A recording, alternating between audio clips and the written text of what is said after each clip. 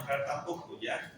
Y ¿Voy a repetir, por favor? ya, influenza, COVID-19, dengue, fiebre amarilla, Zika, chikungunya. Fiebre amarilla. Ya, no, de nuevo. Influenza, COVID, dengue, fiebre amarilla, Zika, chikungunya, Chaga y toxoplasma. ¿Ya? 1, 2, 4, 8. La idea del examen, digamos, hablando con los dos saberán, 50% va a ser mi pregunta, 50% va a ser su pregunta. La bibliografía dice que va a ser de Harrison, ¿no?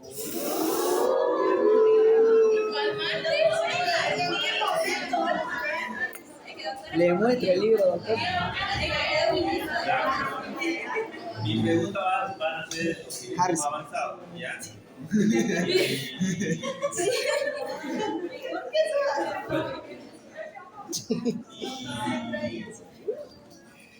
Cara con eso.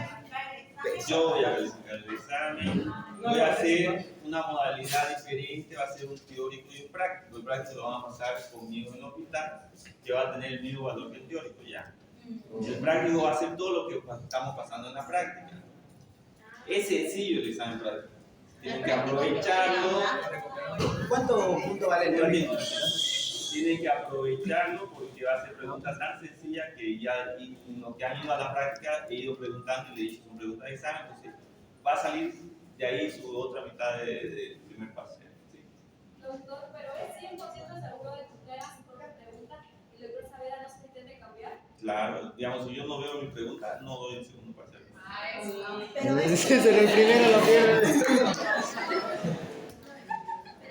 Va a contar sus 5 preguntas. ¿Sí? No solo si de 4, sus 5 preguntas. El 50%. Sí o sí. No sé cuántas preguntas del examen, digamos, sale 20 preguntas, 10 debe ser El doctor siempre da 10 preguntas. 10, entonces 5 va a ser 20. Va a ser de los dos. ¿Ya? El mío, yo tiendo a hacer algo objetivo, digamos. Si es opción múltiple, va a ser llamada ABCDE y va a ser una única respuesta. Y si es abierta, va a ser simple, digamos. Defina tal cosa o diga el concepto de esto o cuál es el diagnóstico de esto. Y solo hacerlo bien objetivo, tanto para el calificador como para usted. Doctor, una sugerencia, y no podemos tomar un recuperatorio que sea solo preguntas. Pero recuperatorio, no, Ya se lo ha reemplazado.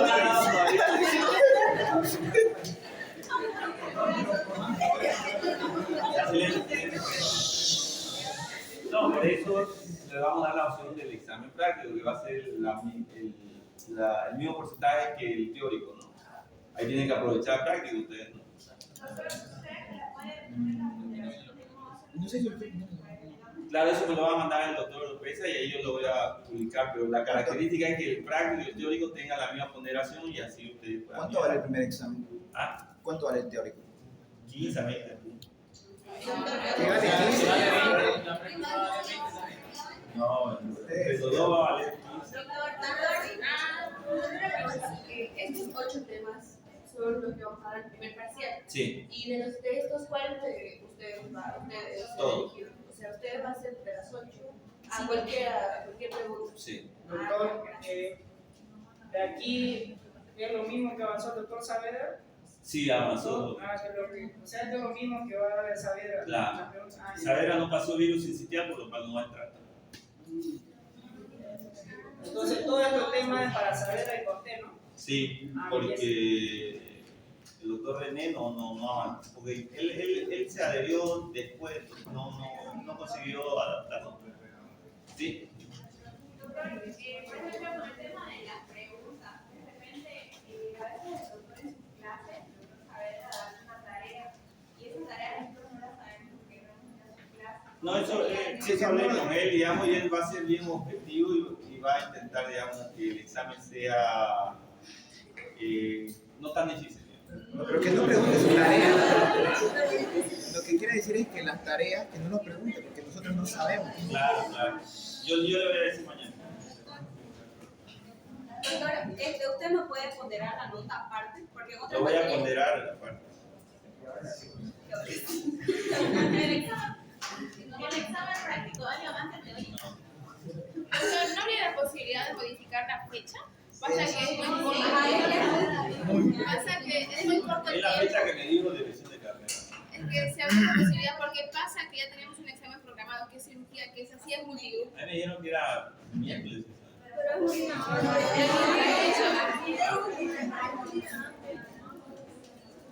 Y lo que pasa es que el temario de cirugía es así de grueso.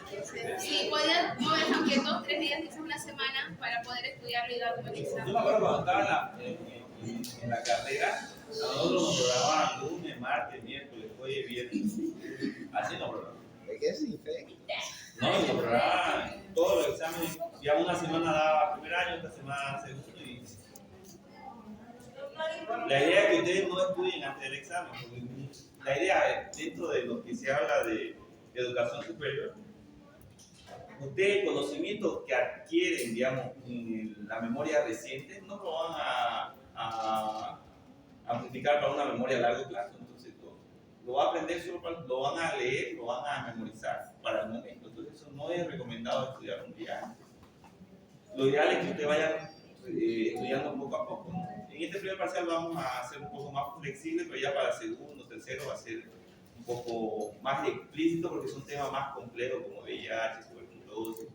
Ahí ya deberían ya ir estudiando un poco más, con más anticipación, por la característica de los temas y por la complejidad de las preguntas también.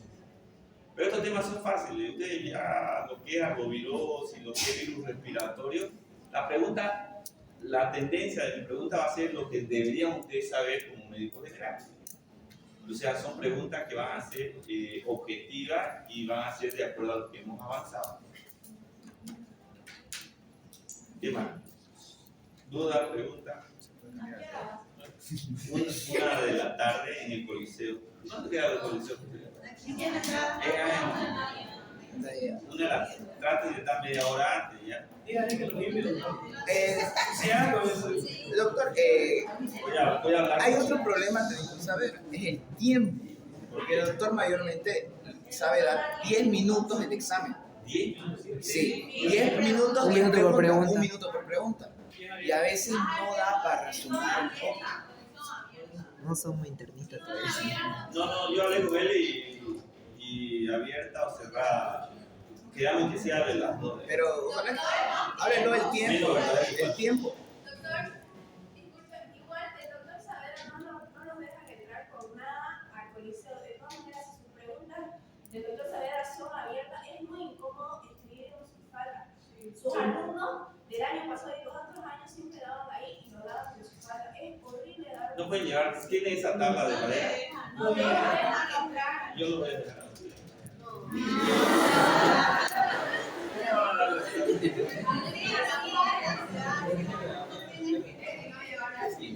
Pero lleven, yo dígale que yo lleven la tabla, lleven y van a dar esa. Yo voy a estar. Doctor, ¿no puedo mandarlo nosotros en la aula? Ya tampoco sí. La idea, a mí me dijeron que iba a ser multigrupo y en el Coliseo. ¿La capacidad del Coliseo cuánta personas? Uno allá, los tres.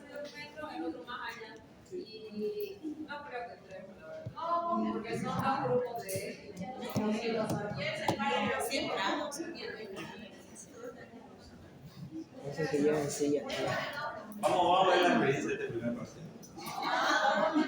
Y si sale mal, que se remete.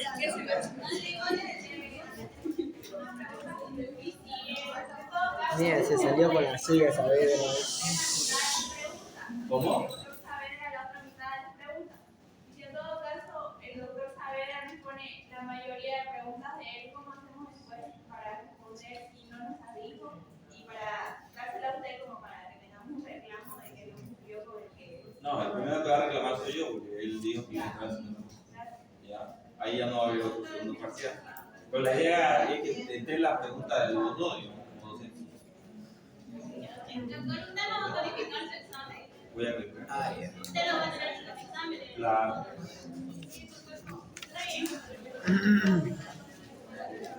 Listo, vamos por qué.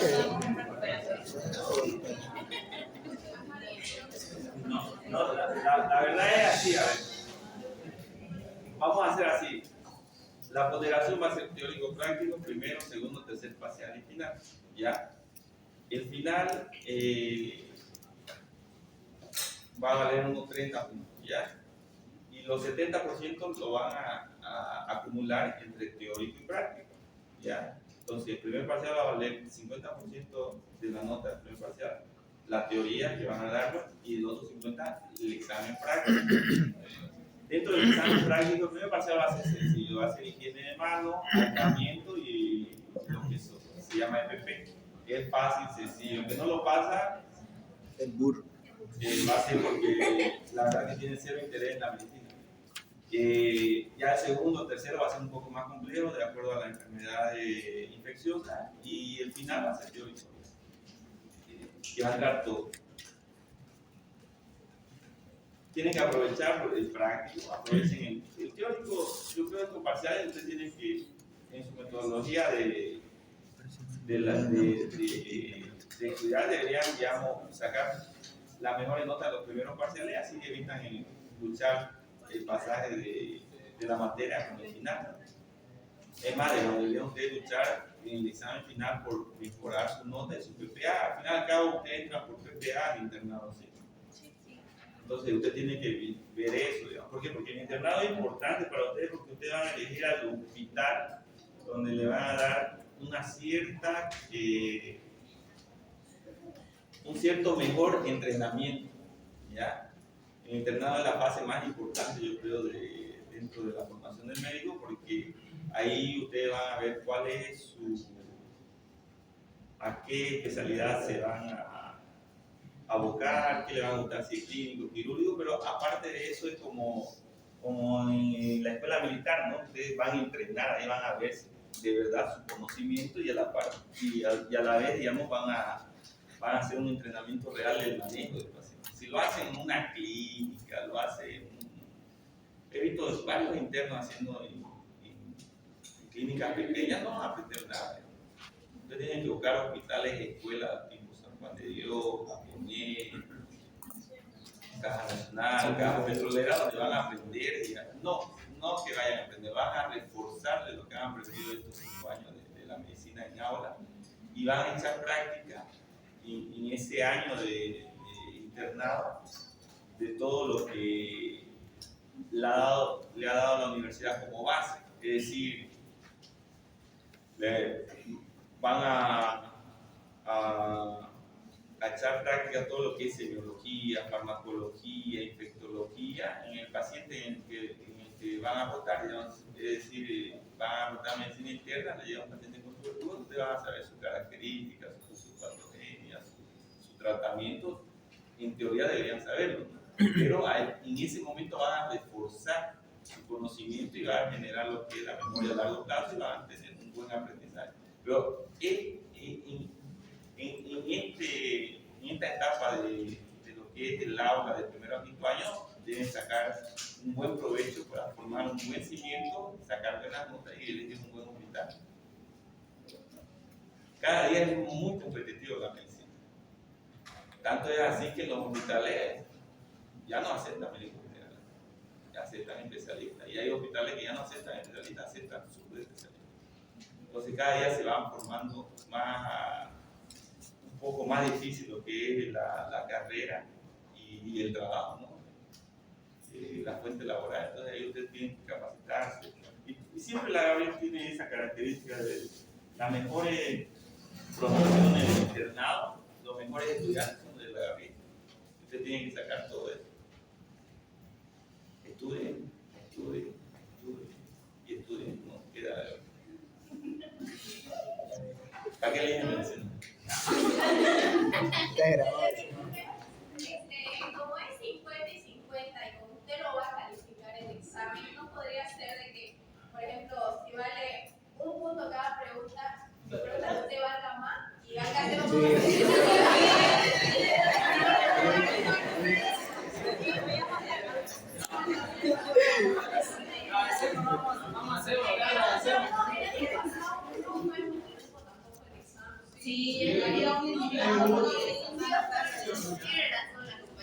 No, va a leer la misma ponderación, le estoy dando la opción de la práctica. Entonces, Hacemos un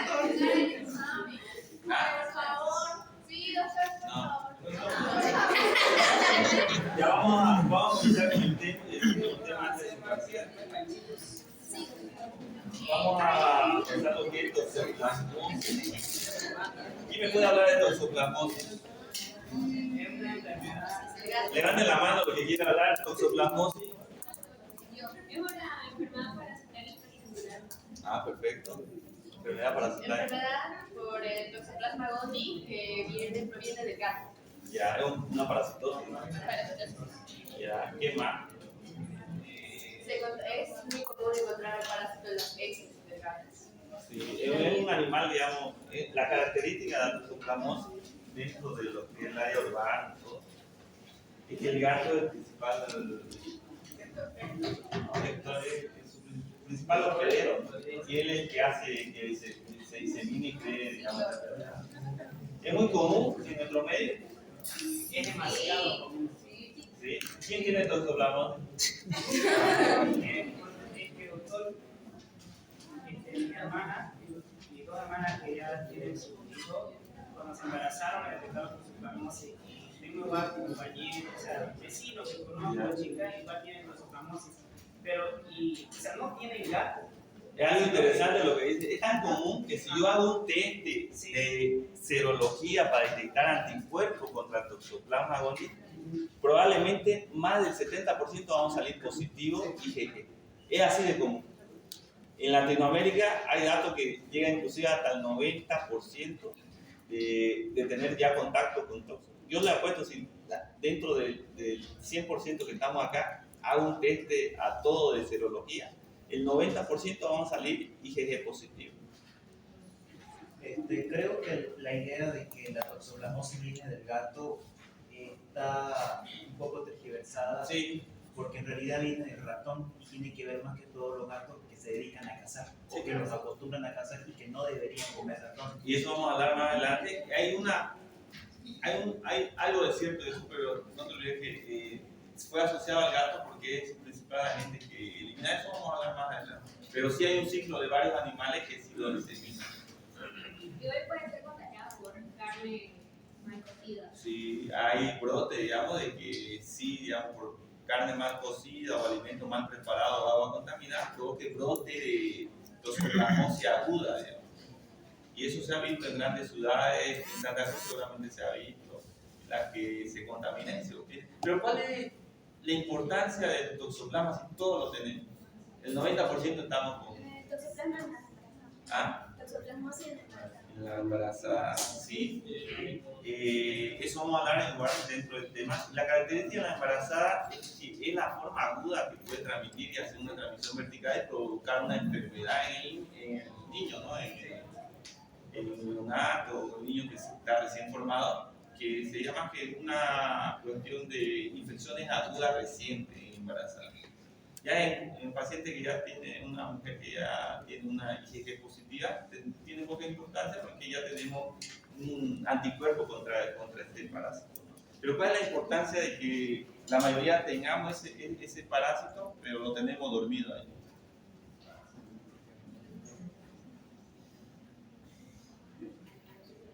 ¿Nada?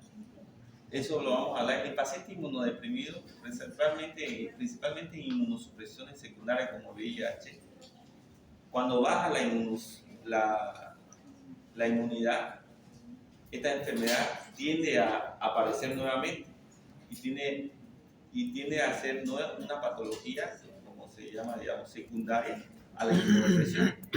Tanto como VIH, como paciente trasplantado con medicación inmunodeprimida, puede exacerbar un cuadro de reactivación de la toxoplasmosis. Entonces tenemos que tomar muy en cuenta en estos tipos de pacientes, de que si su inmunidad está muy baja, la toxoplasmosis puede reactivar. Eso lo hablamos en Chagas, ¿no? Que en pacientes inmunodeprimidos puede provocar una reactivación del Chagas. Igual el toxoplasmosis, en paciente inmunodeprimido puede haber una reactivación de la toxoplasmosis. Por eso es tan importante. Entonces, Dentro de la toxoplasmosis vamos a andar del temario de introducción, definición, epidemiología, microbiología, diagnóstico, tratamiento, prevención y profilaxis. Entonces, la infección por Toxoplasma gondii existe en forma asintomática crónica y aproximadamente entre el 50 y 80% de la población ya está expuesta a la Toxoplasma y en Latinoamérica, ¿no? En la región europea y mucho menos. Ahora, trae algo importante de lo que es la toxoplasmosis, es que ¿cuál es la importancia en el adulto? 3 razones principales. Entonces, puede causar una linfadenopatía como oportunista. ¿Escucharon el síndrome de Monolyte? O la mononucleosis, la enfermedad del beso. Entonces, el síndrome de Monolyte tiene esa característica de formar adenopatía, fiebre, patología, y uno de los diagnósticos diferenciales que puede producir ese síndrome de Monolyte es la toxoplasmosis. Además, ¿cuál es la segunda, digamos, clínicamente importante? ¿Cuál es una de las razones principales? Puede causar una infección letal en huéspedes inmunológicamente comprometidos, en los pacientes con inmunidad baja, pues estos son los pacientes con VIH, con el uso de inmunosupresores, pacientes trasplantados, entonces puede causar una infección que puede llevarlo a la muerte. Y en bebé, digamos, infectado congénitamente, puede producir enfermedades, aumenta pediatría, pues no pasa pediatría todavía, ¿no? Entonces hay un grupo de enfermedades que se llama TORCH, y ahí está la toxoplasmosis, que causa una enfermedad congénita de los recién nacidos, y la importancia de hacer el tamizaje o el control en las mujeres embarazadas, ¿no? Hay un control complementario que se hace en los primeros días, primer, segundo, tercer trimestre, y en esos controles laboratoriales se hace un tamizaje, un control de cómo está su serología para la toxoplasmosis. Entonces, si sale una IgG positiva, nos quedamos tranquilos.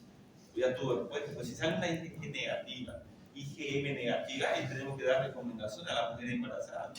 Tiene que evitar comer carne mal cocida, tratar de evitar comer verduras o fruta mal lavada o en un lugar que es inapropiado, o tomar agua que no sea de botella, ¿no? Dentro de la definición, Toxoplasma gondii protozoo, entonces una enfermedad provocada por protozoo que causa una infección, la mayoría asintomática en humanos, tanto es así que el 90% que estamos aquí tuvimos la suerte, tuvimos toxoplasmosis, no. En algunos sí, digamos, que produce el síndrome de Monolyte, un diagnóstico diferencial puede ser una toxoplasmosis aguda, se puede transmitir de forma congénita, es de real importancia en inmunodeprimido y a veces también en individuos inmunocompetentes que pueden traer ese síndrome de Monolyte con cuadro exacerbado de esplenomegalia, esplenomegalia, linfadenopatía y fiebre, ¿no? Y la epidemiología. Entonces, la toxoplasmosis es una zoonosis mundial, en todo el mundo se encuentra en diferentes porcentajes o grados, digamos. En Norteamérica se cree que el 50% de la población está ya expuesta a toxoplasma. Puede infectar un amplio rango de animales y pájaros. La transmisión a humanos se realiza principalmente a través de la ingesta de quistes tisulares viables en carne, otras comidas o agua contaminada o como quistes. Y con menos frecuencia la transmisión a humanos puede ser congénita o por trasplante de órganos infectados. Entonces, ¿cuál es el principal modo de transmisión? Ingesta, ¿no? Y hay un gráfico de cómo se puede adquirir la toxoplasma. Entonces puede ser mediante leche cruda, carne u otro tejido en la que contiene un quiste tisular. Se puede transmitir tanto al ser humano como una transmisión vertical a su niño. También ahí ven la característica de los felinos, en la que interviene dentro del ciclo que perdura este protozoo. Cómo se puede contaminar mediante quistes, lo que son los alimentos, la fruta, el agua, el suelo. Y dentro de eso, del agua contaminada o fruta mal lavada, se puede exponerse y contagiarse de toxoplasmosis.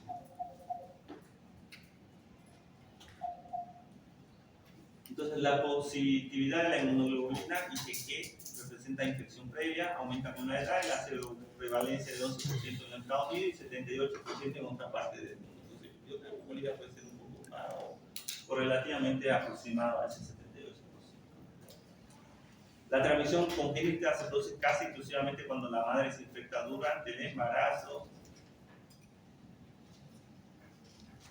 Un momento.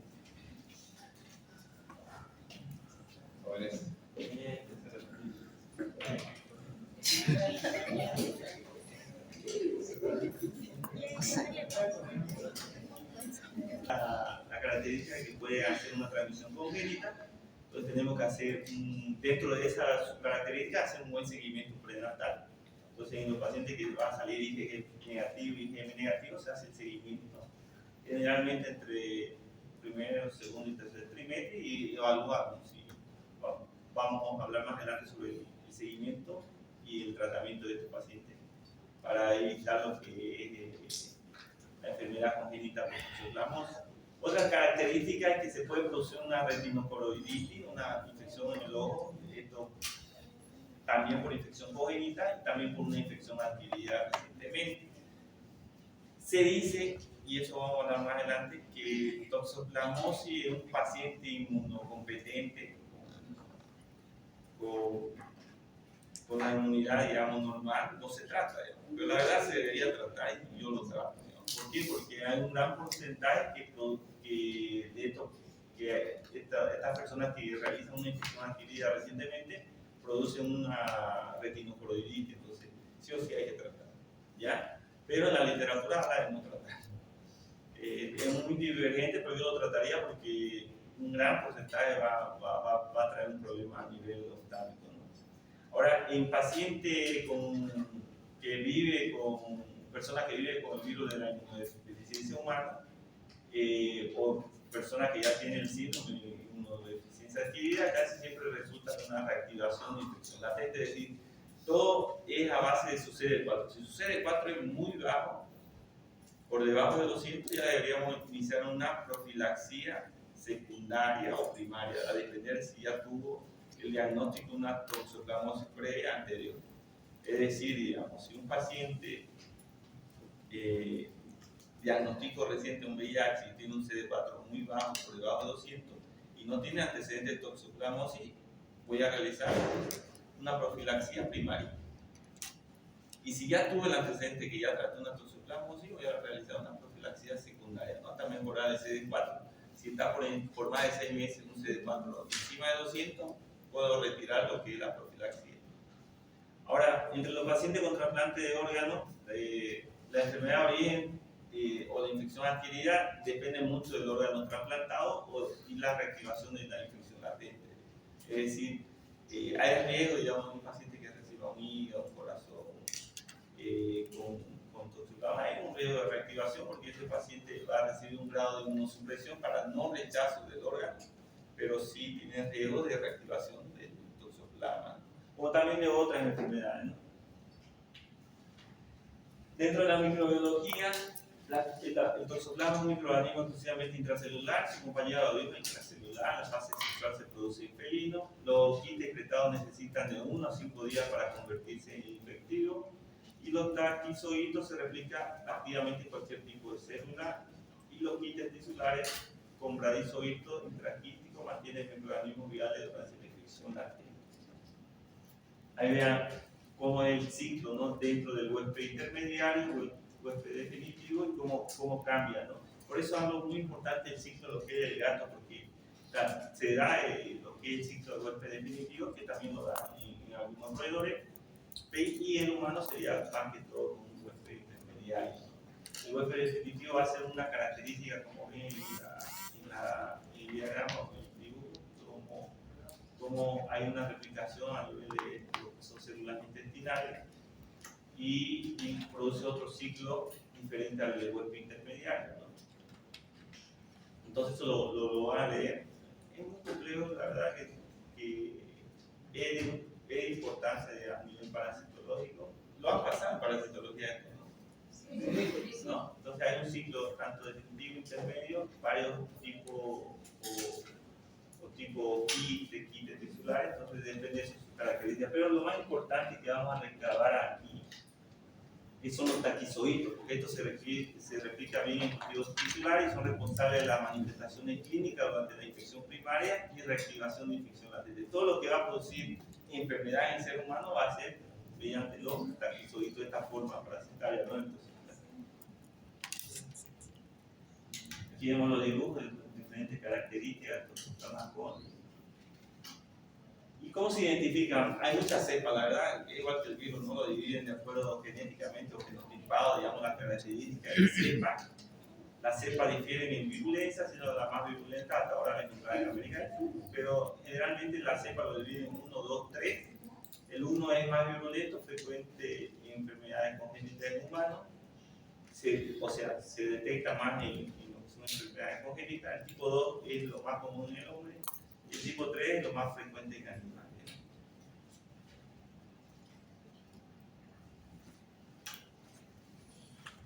Y el diagnóstico. Entonces, el diagnóstico se puede hacer mediante detección directa, sí.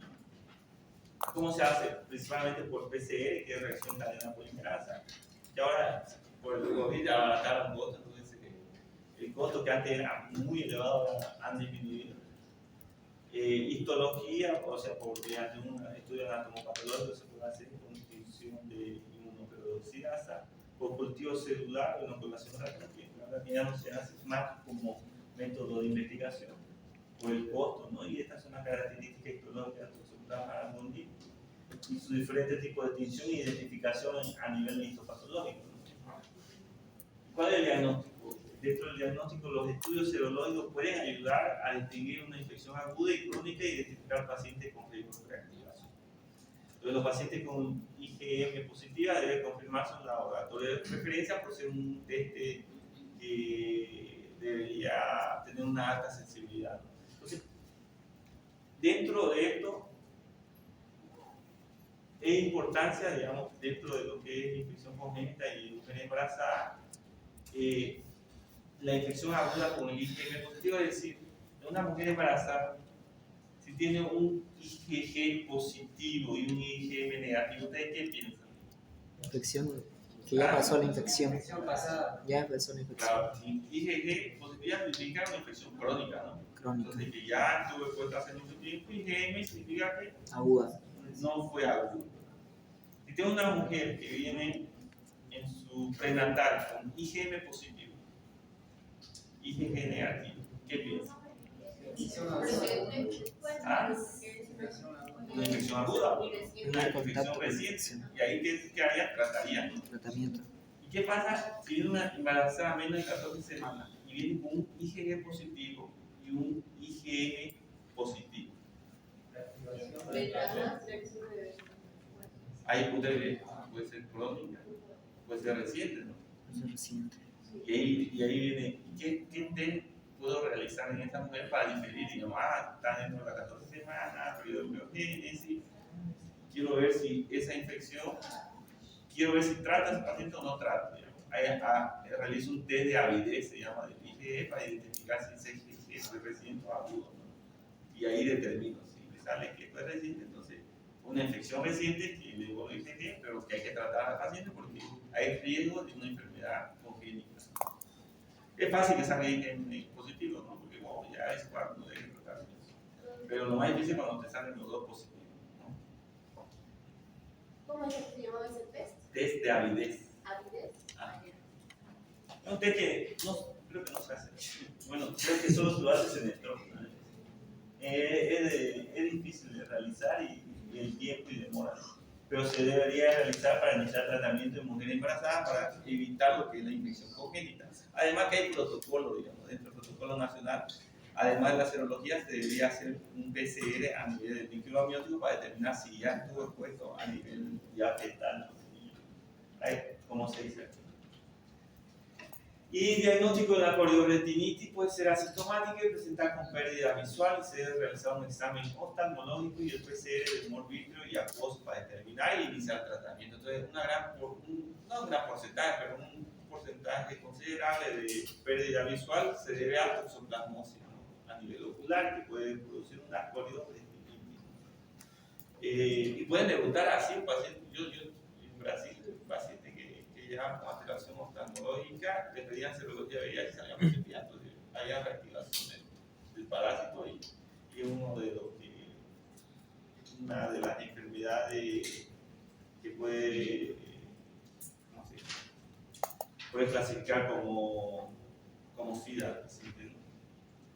enfermedades definitorias de este, ¿no? Ahora también puede resultar uso la técnica de coeficiente Gullman-Wigner, esto más oftalmológico, esto lo van a pasar en quinto año, pasan oftalmología, ¿no?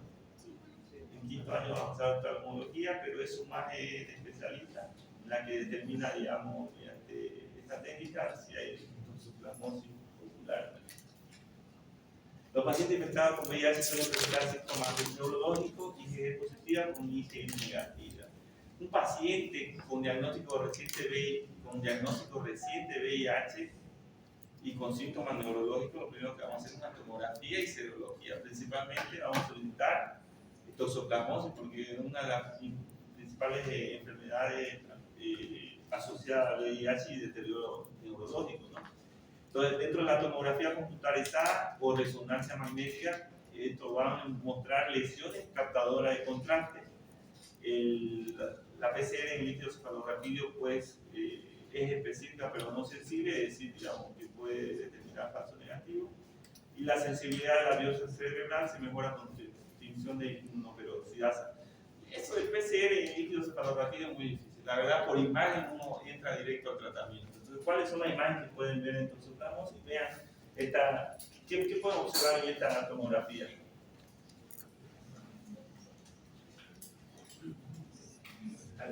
Calcificaciones, bien. Todo eso blanco dentro de lo que es masa cerebral es calcificación, ¿no? Calcificaciones y no vieron la hidrocefalia que tiene grandaña. ¿Vieron los ventrículos? No son así. Tiene una hidrocefalia y calcificación de un paciente que reactivó con VIH. Vean, además tienen otras imágenes, vean, lo que van a ver es que siempre capta contraste.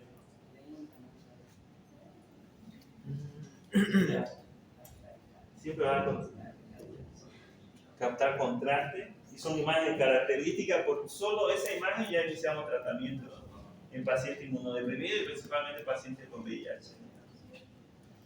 El diagnóstico: los pacientes con inmunodeficiencia presentan encefalopatías, convulsiones, neumonía y fiebre. El diagnóstico se basa en la positividad del PCR o la histopatología. Y el trasplante de célula madre hematopoyética requiere serología pretrasplante. Y el trasplante de órganos sólidos requiere serología pretrasplante en donantes de recursos. ¿Por qué PCR y no serología? Para saber si tiene inflamación o algo por eso. El PCR es una proteína C reactiva, es cadena la replicancia. ¿Por qué pedimos en el agudo el paciente inmunodeprimido? Es para buscar al parásito. Claro, es algo agudo, digamos. Y un inmunodeprimido probablemente no va a generar anticuerpos porque su sistema de defensa está comprometido, ¿no? Entonces la inmunidad celular y humoral, entonces no va a crear, principalmente la humoral no va a crear anticuerpos, entonces probablemente la serología va a salir negativa, ¿no? Entonces ahí se pide un PCR sí o sí. Y en los trasplantados, algo que dice es muy importante, que sí o sí dentro del trasplante se pide serología pre-trasplante tanto para el donador como para el receptor.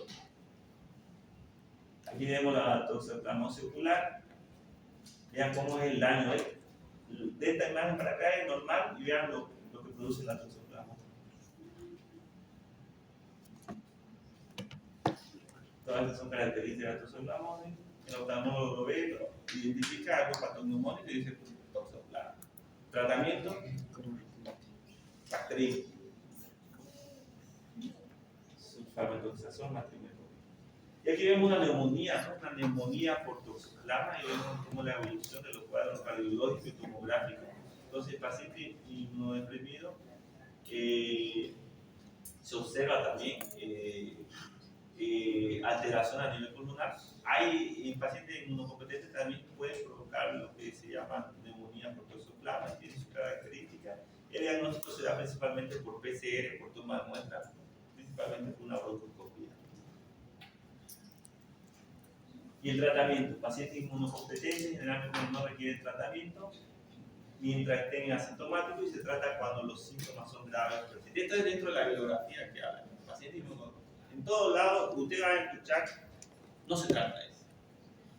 Yo lo trataría porque los últimos datos que salió de la Sociedad Americana de Oftalmología es que hay un gran número de pacientes con toxoplasma que tienen alteraciones a nivel oftalmológico por toxoplasma. Entonces, una droga que es el Bactrim, digamos, un determinado tiempo, tiene más beneficios que riesgo el tratar a un paciente con una toxoplasmosis aguda que es inmunocompetente, que es riesgo, ¿no? Tiene más beneficios que riesgo. Pero la literatura general, a nivel de todos los libros, dice no tratar, ¿no? Y ahí dice todo, vean el esquema del tratamiento de la toxoplasma, pero aquí vemos lo que es el resumen, ¿no? Aquí algo interesante, vean, divide entre lo inmunocompetente y inmunodeprimido. ¿En qué cambia? En la dosis, ¿no? Aumenta la dosis, porque necesitamos una acción más fuerte, porque, como lo dice, el inmunodeprimido no tiene defensa, no tiene solo la defensa que ayude. Y dentro de la pauta de elección está la perimetamina, ácido folínico, sulfadiazina. Hay pauta alternativa de elección como la perimetamina, la clindamicina, el trimetoprim, sulfamethoxazol, que es el Bactrim, ¿no? Pero ahora, la de elección, ¿cuál elegiría? ¿Bactrim? Por su dosis, su característica y porque lo encuentra en cualquier lado, hasta en la farmacia, lo pueden pillar, es Bactrim. Bactrim, que trimetoprim más sulfamethoxazol. Entonces, es el que se ha probado, digamos, que tiene mejores resultados con menor mortalidad y menor morbilidad. Bactrim. Bactrim fuerte le dicen. Bactrim. Cotrimoxazol también lo llama. Pero su nombre genérico o su nombre, digamos, es sulfamethoxazol más trimetoprim, ¿no? Farmacología, tercera año de farmacología, ¿no? Ya avanzaron antibióticos todavía. A lo último, ¿no? No le voy a preguntar cuál me cayó una vez. Con Bomborri avanzado. Ahora, paciente VIH, algo característico, y hemos hablado, ¿no? Uno de los pacientes VIH, entonces, ¿qué hacen? Iniciar tratamiento antirretroviral las 2 a 3 semanas y a la vez, digamos, ya iniciado el tratamiento específico para la toxoplasmosis. Cuando realizamos la retirada, cuando sucede 4 es mayor de 200, y esto que, aparte que esté mayor de 200, debe estar por lo menos unos 6 meses con controles que indique que esté mayor de 200 y que no haya bajado del CD4, ¿no? La tasa de recaída es muy alta sin tratamiento antirretroviral y tratamiento de mantenimiento. Entonces, un paciente siempre que tiene CD4 bajo, menor de 200, se mantiene el Bactrim hasta mejorar esa inmunidad. Hay pacientes que mantienen de por vida porque nunca aumentan su inmunidad. Entonces, para evitar reactivaciones, se mantiene el uso de Bactrim. En embarazadas es diferente, ¿no? Entonces, infecciones agudas en mujeres gestantes con 18 semanas de gestación o menos, se indica espiramicina. Pregunta de examen. Porque siempre pregunta cómo inician el tratamiento en menores de 18 semanas. Es la espiramicina, por cierto. En Bolivia entera no hay esa medicina. Yo busqué por dónde embarazar y no hay, increíble. Le doy 10 puntos que me avise dónde encuentro esa espiramicina. Podemos hacer negocio. Cuando se documenta o sospecha de infección del feto y la gestación supera las 18 semanas, ¿qué le vamos a dar? Pirimetamina, ¿no? Más sulfadiazina. Y el ácido folítico es porque lo vamos a dar la sulfadiazina, que es como que algo que va asociado a la medicación, ¿no? Y antes, entre las 14 y 8 semanas de gestación, no administrar ni pirimetamina ni leucovorin. Entonces eso, ahí no se ve nada. Pero habla, digamos, el resumen que hablé, habla dentro de estos cuadros lo que son las pautas de tratamiento, cuando dar espiramicina, cuando dar pirimetamina y sulfadiazina con ácido folítico. Entonces, deberían saberlo porque sí o sí le va a llegar. ¿Se va a embarazar o se sortea? Se va a embarazar. ¿No puede repetir el tratamiento después de 18 semanas? Claro.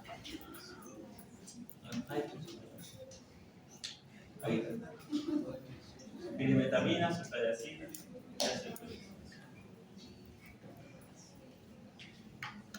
¿Ustedes se hacen pruebas laboratoriales? No. ¿Alguien se ha hecho? No tuvieron, tengo la sospecha. No la sospecha, quiero saber, digamos, si tengo chat, tengo en internado se van a así. Ay, pues no se ve nada, ¿no? Bueno, esto es un flujograma, digamos, del paciente con VIH, de cómo realizarlo, van a leer, se lo voy a mandar hoy día. Van a leer, digamos, todo lo que es el flujograma, digamos, cuando hay sospecha, qué solicitar, cómo iniciar tratamiento, cómo hacer el seguimiento y el diagnóstico diferencial. Esto de mujeres embarazadas, cuando solicitar IgG y IgM, cuando salen las dos negativas, cuando sale uno positivo y otro negativo, y cuando uno es solo positivo, ¿no? Y toda la pauta de seguimiento de la paciente embarazada.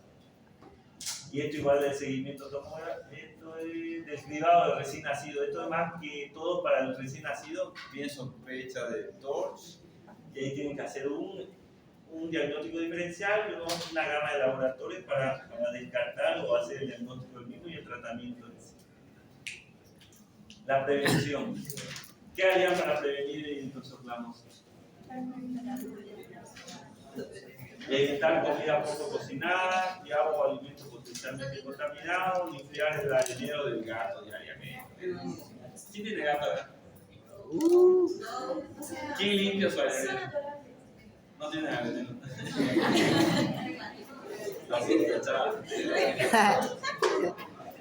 Generalmente los que tienen areneros viven en departamentos.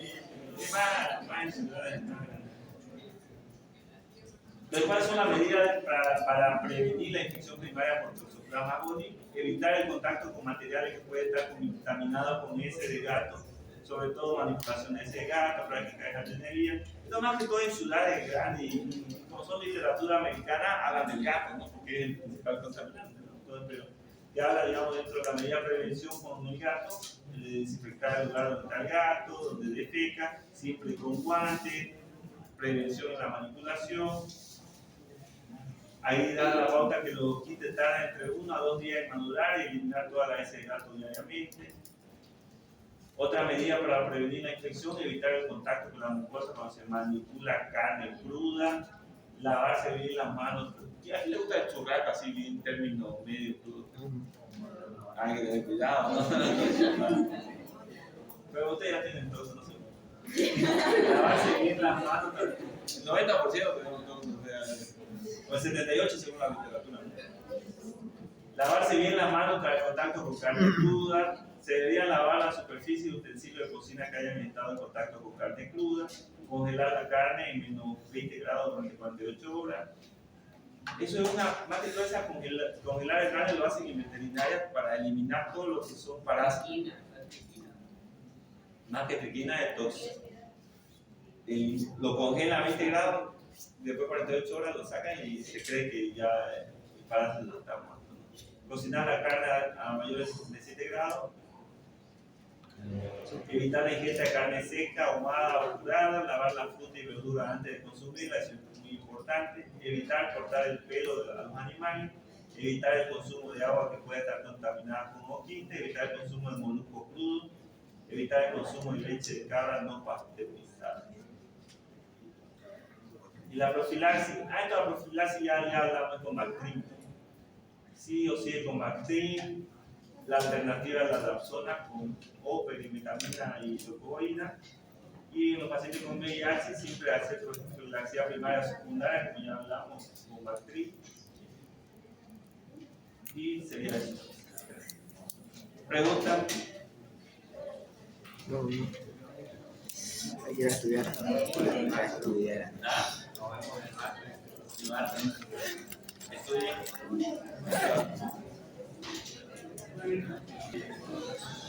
La recomendación es que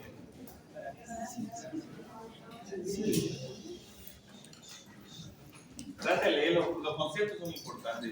Entender la enfermedad, sus características es importante, pero hay puntos importantes en cada tema, como lo que lo mencionamos, ¿no? ¿Cuál es el que actúa en el ser humano, produce la enfermedad? Y ya dijimos. Y la otra enfermedad va a ser lo mismo, el tratamiento es importante, la clínica de la enfermedad es importante. Si hay un caso clínico, tienen que saber diferenciar qué laboratorio se solicita, qué laboratorio va a salir positivo, cuáles pueden ser los diagnósticos diferenciales y la fisiopatología, ¿no?, de la enfermedad también. Todas. Que difiere tanto de lo que vive el protozoo. de Chaga, la forma, cuáles son las formas, ¿no? ¿Cuál es su característica de Chaga? Toxoplasma ya lo mencionamos, los puntos más importantes, tienen que leerlo del tema. De COVID-19, todo es nuevo de reciente, ¿no? Lo que deben saber es, digamos, cómo es su característica fisiopatogénica, cómo se introduce, cuál es su, a nivel molecular, cómo se introduce en el cuerpo humano, cuáles son los receptores.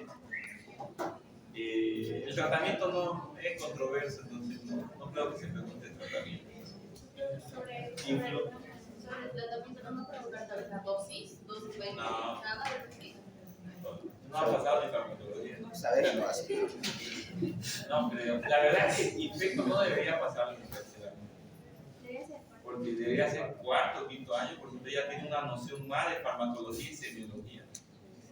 Entonces pasarlo, yo creo que en tercer año es algo muy prematuro y aparte perjudicial para nosotros.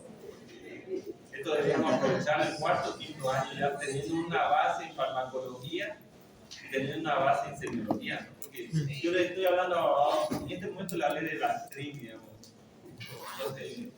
o de otra medicación de Chaga, de ventilación. Entonces usted no tiene noción de la medicación porque no ha pasado por farmacología todavía, lo están pasando.